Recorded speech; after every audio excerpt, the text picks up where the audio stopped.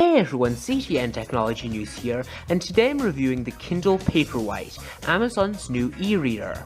Now, Amazon's new Kindle Paperwhite is in some ways a little bit similar to the iPhone 5S. It looks nearly identical to its predecessor, but it's zippier and faster. For starters, the new Paperwhite is the first shipping product to feature e-ink's Pearl 2 display, which offers better contrast, along with a 1 GHz processor, 25% faster than the 800 MHz found in the original Paperwhite. It also comes with a next generation built-in light and a more responsive touchscreen display, 1024 by 768 pixel resolution with 212 pixels per inch. It also has a 19% tighter touch grid that's lighter, and it weighs 7.3 ounces rather than 7.5 ounces.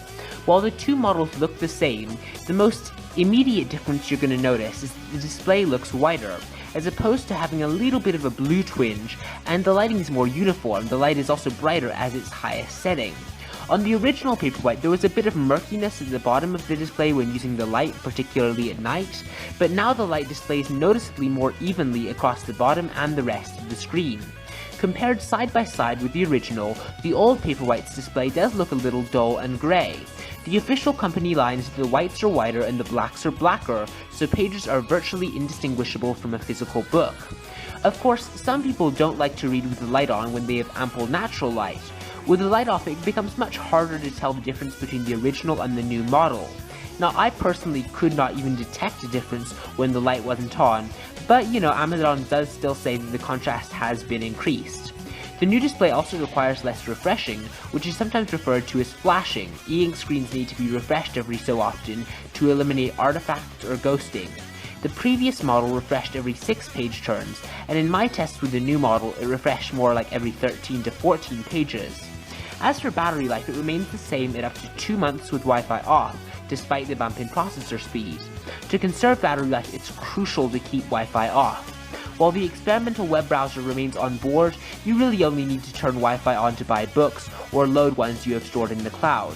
You can also email documents and web articles to your device, although the Paperwhite isn't packed with storage. It only comes with the same 2 GB of integrated storage. Now, the rest of the changes involve feature upgrades that Amazon has or will add through software updates. These include Goodreads integration, a smart lookup feature that streamlines the dictionary, Wikipedia, and X-Ray. These are some kind of cool features, but they're not that different from, what we saw in the original Paperwhite. They're definitely not going to sell the device. However, there is also a new inline footnotes feature, and Amazon will bring its kid-centric Kindle free time feature to the device in a couple of months. Free time allows parents to lock their kids out of the Kindle store, create reading lists and goals, as well as track progress. Now, the killer thing about the Kindle Paperwhite is obviously the Amazon ecosystem. Amazon is the biggest library of books of almost any other place, and that's really what's going to sell the new Kindle Paperwhite. It's not the better contrast or the new software features, it's really the ecosystem. That's what it's always been all about. While the 2013 Paperwhite may seem like an unspectacular upgrade, it clearly improves on the previous version. When you review a product that has the exact same design as the previous year's model, there's always going to be a slight sense of disappointment, but that's really not Amazon's goal with the Kindle Paperwhite 2. It's more just the library of books that are at your disposal. Let me know what you think of the Kindle Paperwhite 2 in the comments below. Please be sure to like and subscribe if you enjoyed this video, and I'll see you next time. Thanks for watching!